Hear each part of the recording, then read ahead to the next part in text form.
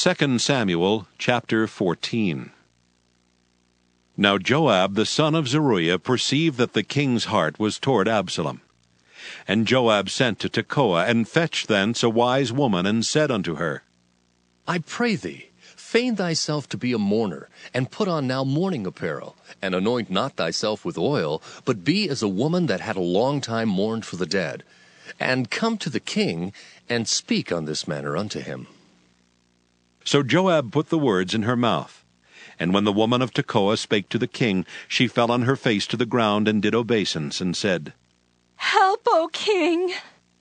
And the king said unto her, What aileth thee? And she answered, I am indeed a widow woman, and mine husband is dead. And thy handmaid had 2 sons, and they 2 strove together in the field, and there was none to part them. But the one smote the other and slew him. And behold, the whole family is risen against thine handmaid. And they said, Deliver him that smote his brother, that we may kill him for the life of his brother whom he slew, and we will destroy the heir also. And so they shall quench my coal which is left, and shall not leave to my husband neither name nor remainder upon the earth. And the king said unto the woman, Go to thine house, and I will give charge concerning thee. And the woman of Tekoa said unto the king, My lord, O king, the iniquity be on me and on my father's house, and the king and his throne be guiltless. And the king said, Whosoever saith aught unto thee, bring him to me, and he shall not touch thee any more. Then said she, I pray thee, let the king remember the Lord thy God, that thou wouldest not suffer the revengers of blood to destroy any more, lest they destroy my son. And he said, As the Lord liveth, there shall not one hair of thy son fall to the earth.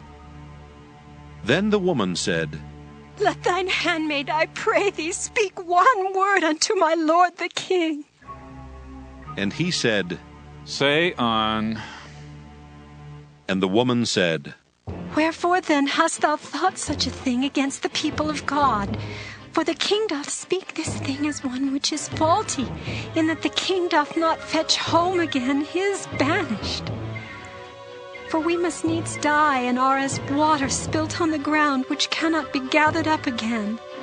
Neither doth God respect any person, yet doth he devise means that his banished be not expelled from him. Now therefore that I am come to speak of this thing unto my lord the king, it is because the people have made me afraid. And thy handmaid said, I will now speak unto the king. It may be that the king will perform the request of his handmaid. For the king will hear to deliver his handmaid out of the hand of the man that would destroy me and my son together out of the inheritance of God. Then thine handmaid said, The word of my lord the king shall now be comfortable. For as an angel of God, so is my lord the king, to discern good and bad. Therefore the Lord thy God will be with thee. Then the king answered and said unto the woman, Hide not from me, I pray thee, the thing that I shall ask thee. And the woman said, Let my lord the king now speak. And the king said, Is not the hand of Joab with thee in all this? And the woman answered and said, As thy soul liveth, my lord the king, none can turn to the right hand or to the left from aught that my lord the king hath spoken. For thy servant Joab, he bade me, and he put all these words in the mouth of thine handmaid. To fetch about this form of speech hath thy servant Joab done this thing. And my lord is wise, according to the wisdom of an angel of God, to know all things that are in the earth. And the king said unto Joab, Behold now, I have done this thing. Go therefore, bring the young man Absalom again. And Joab fell to the ground on his face, and bowed himself, and thanked the king. And Joab said, Today thy servant knoweth that I have found grace in thy sight, my lord, O king, in that the king hath fulfilled the request of his servant. So Joab arose and went to Geshur and brought Absalom to Jerusalem. And the king said, Let him turn to his own house, and let him not see my face. So Absalom returned to his house and saw not the king's face. But in all Israel there was none to be so much praised as Absalom for his beauty. From the sole of his foot even to the crown of his head there was no blemish in him. And when he polled his head, for it was at every year's end that he polled it, because the hair was heavy on him, therefore he polled it, he weighed the hair of his head at 200 shekels after the king's weight. And unto Absalom there were born 3 sons, and 1 daughter, whose name was Tamar. She was a woman of a fair countenance. So Absalom dwelt 2 full years in Jerusalem, and saw not the king's face. Therefore Absalom sent for Joab to have sent him to the king, but he would not come to him. And when he sent again the second time, he would not come. Therefore he said unto his servants, See, Joab's field is near mine, and he hath barley there. Go and set it on fire. And Absalom's servants set the field on fire. Then Joab arose and came to Absalom unto his house, and said unto him, Wherefore have thy servants set my field on fire? And Absalom answered Joab, Behold, I sent unto thee, saying, Come hither, that I may send thee to the king to say, Wherefore am I come from Geshur? It had been good for me to have been there still. Now therefore let me see the king's face, and if there be any iniquity in me, let him kill me. So Joab came to the king and told him.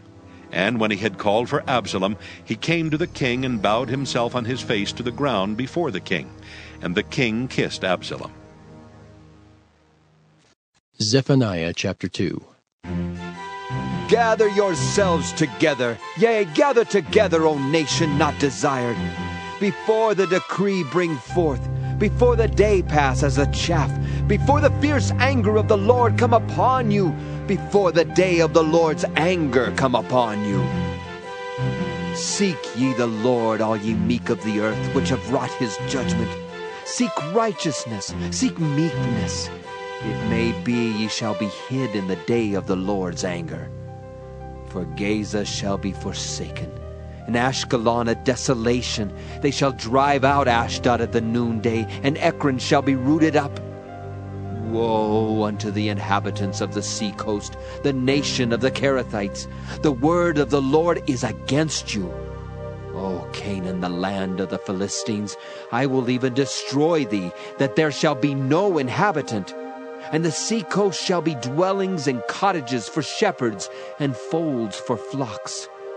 And the coast shall be for the remnant of the house of Judah. They shall feed thereupon. In the houses of Ashkelon shall they lie down in the evening, for the Lord their God shall visit them, and turn away their captivity. I have heard the reproach of Moab and the revilings of the children of Ammon, whereby they have reproached my people and magnified themselves against their border. Therefore, as I live, saith the Lord of hosts, the God of Israel, surely Moab shall be as Sodom, and the children of Ammon as Gomorrah, even the breeding of nettles and salt pits, and a perpetual desolation. The residue of my people shall spoil them, and the remnant of my people shall possess them. This shall they have for their pride, because they have reproached and magnified themselves against the people of the Lord of hosts. The Lord will be terrible unto them, for he will famish all the gods of the earth, and men shall worship him, every one from his place, even all the isles of the heathen. Ye Ethiopians also, ye shall be slain by my sword. And he will stretch out his hand against the north, and destroy Assyria, and will make Nineveh a desolation, and dry like a wilderness. And flocks shall lie down in the midst of her, all the beasts of the nations. Both the cormorant and the bittern shall lodge in the upper lintels of it. Their voice shall sing in the windows. Desolation shall be in the thresholds, for he shall uncover the cedar work. This is the rejoicing city that dwelt carelessly, that said in her heart, I am, and there is none beside me. How is she become a desolation, a place for beasts to lie down in? Every one that passeth by her shall hiss and wag his hand. Galatians 2. Then 14 years after, I went up again to Jerusalem with Barnabas, and took Titus with me also. And I went up by revelation, and communicated unto them that gospel which I preach among the Gentiles, but privately to them which were of reputation, lest by any means I should run, or had run, in vain. But neither Titus, who was with me, being a Greek, was compelled to be circumcised, and that because of false brethren unawares brought in, who came in privily to spy out our liberty, which we have in Christ Jesus, that they might bring us into bondage, to whom we gave place by subjection, no, not for an hour, that the truth of the gospel might continue with you. But of these who seem to be somewhat, whatsoever they were, it maketh no matter to me. God accepteth no man's person. For they who seemed to be somewhat in conference added nothing to me. But contrariwise, when they saw that the gospel of the uncircumcision was committed unto me, as the gospel of the circumcision was unto Peter, for he that wrought effectually in Peter to the apostleship of the circumcision, the same was mighty in me toward the Gentiles. And when James, Cephas, and John, who seemed to be pillars, perceived the grace that was given unto me, they gave to me and Barnabas the right hands of fellowship, that we should go unto the heathen, and they unto the circumcision. Only they would that we should remember the poor, the same which I also was forward to do. But when Peter was come to Antioch, I withstood him to the face, because he was to be blamed. For before that certain came from James, he did eat with the Gentiles. But when they were come, he withdrew and separated himself, fearing them which were of the circumcision. And the other Jews dissembled likewise with him, insomuch that Barnabas also was carried away with their dissimulation.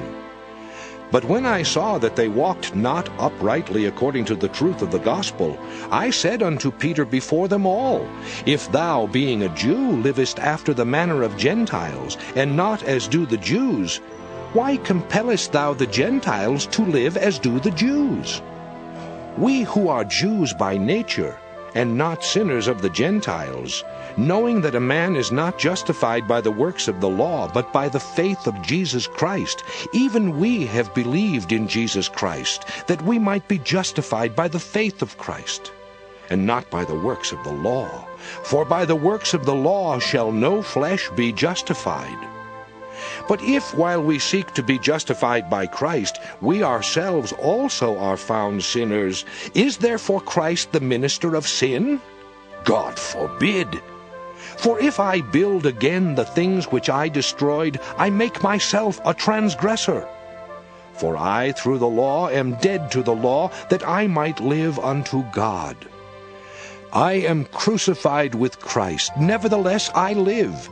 Yet not I, but Christ liveth in me. And the life which I now live in the flesh, I live by the faith of the Son of God, who loved me and gave himself for me. I do not frustrate the grace of God. For if righteousness come by the law, then Christ is dead in vain.